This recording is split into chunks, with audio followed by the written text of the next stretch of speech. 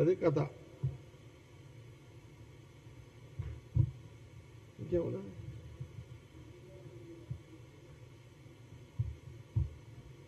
Photo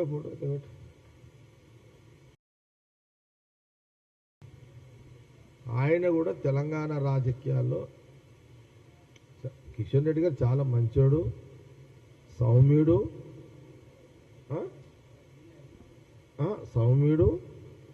కానీ problem ఏంటంటే ఎంత కిషన్ రెడ్డి గారు ఎంత సౌమ్యుడైనా ఎంత నెమ్మదస్తుడైనా ప్రాబ్లం ఏంటంటే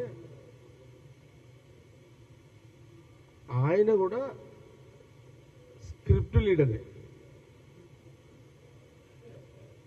ఆయన బీజేపీ ఆఫీసులో అక్కడ ప్రచారకు ఉంటాడు. ఆయన ఒక లైన్ ఇస్తారు వాళ్ళు, ఆ లైన్ని అతను మీడియా ముందు వచ్చి చదువుతాడు. ఆయన పొలిటికల్గా మాట్లాడలేడు కిషన్ రెడ్డి గారు. అక్కడ రాసింది చదవాలి. అల్టిమేట్ ఏముంటుంది, యూరియా వాళ్ళు పంపరు, వాళ్ళు ఇవ్వరు. కాంగ్రెస్ గవర్నమెంట్ నిన్న తుమ్మల నాగేశ్వరరావు గారు కూడా బాగానే గట్టిగా మాట్లాడి ట్రై చేస్తున్నాడు, irrigation minister. CM Revanth Reddy గారు కూడా అక్కడ కూడా ఆయన ట్రై చేస్తున్నాడు. కానీ ఏముంటుంది, సెంట్రల్లో బీజేపీ గవర్నమెంట్ ఉంది కాబట్టి ఇక్కడ ఎరువులు అందియకపోతే, తెలంగాణకు ఎరువులు అందియకపోతే తెలంగాణ రైతుల మధ్యలో కాంగ్రెస్ గవర్నమెంట్ మీద వ్యతిరేకత పెరుగుతుంది.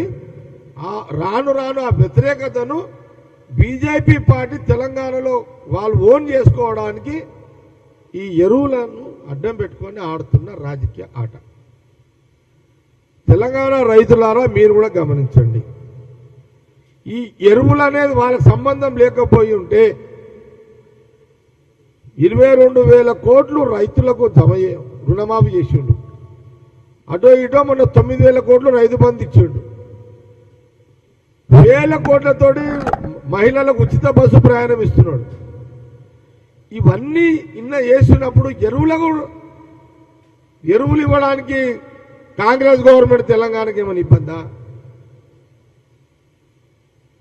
ఇది కావాల్సుకొని సెంట్రల్లో బీజేపీ గవర్నమెంట్ ఉంది కాబట్టి ఇక్కడ కిషన్ రెడ్డి ఈడ కూర్చొని ఆ రైతులలో కాంగ్రెస్ గవర్నమెంట్ మీద వ్యతిరేకత రావాలని ఒక కుట్ర BJP Telangana central minister Kishan Reddy గారు చేస్తున్నట్టుగానే చాలా స్పష్టంగా ఇక్కడ కనబడుతుంది. ఇది రైతులందరూ కూడా గమనించండి. రైతులారా, తెలంగాణ రైతులారా, ఇన్ని చేసిన వాళ్ళ మీకు ఎరువులు అందియమా?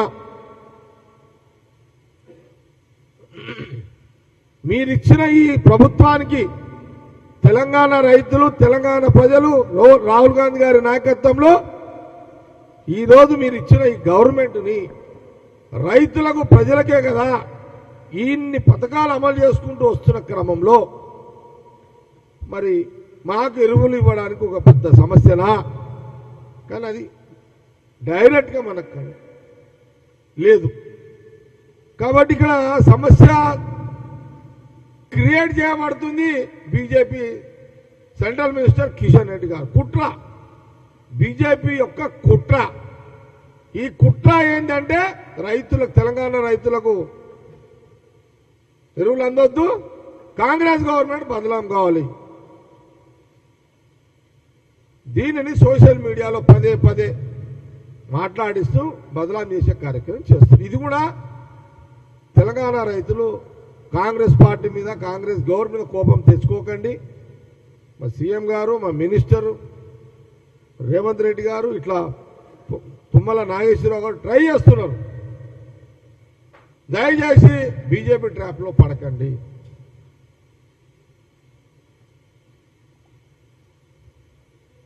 గమనించండి. మీకు బాధ ఉంటుంది, ఆవేదన ఉంటుంది. వర్షాలు పడ్డాయి, ఎరువులు కొంత తక్కువ వాడుతున్నాయి. కానీ ఇప్పుడు అది సెంట్రల్లో అదే కాంగ్రెస్ గవర్నమెంట్, రాహుల్ గాంధీ గారు ప్రధానమంత్రి ఉంటే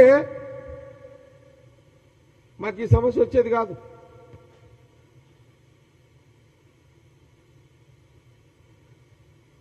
రాహుల్ గాంధీ గారు ప్రధానమంత్రిగా సెంట్రల్లో ఉండుంటే ఈరోజు ఎరువుల సమస్య వచ్చేది కాదు.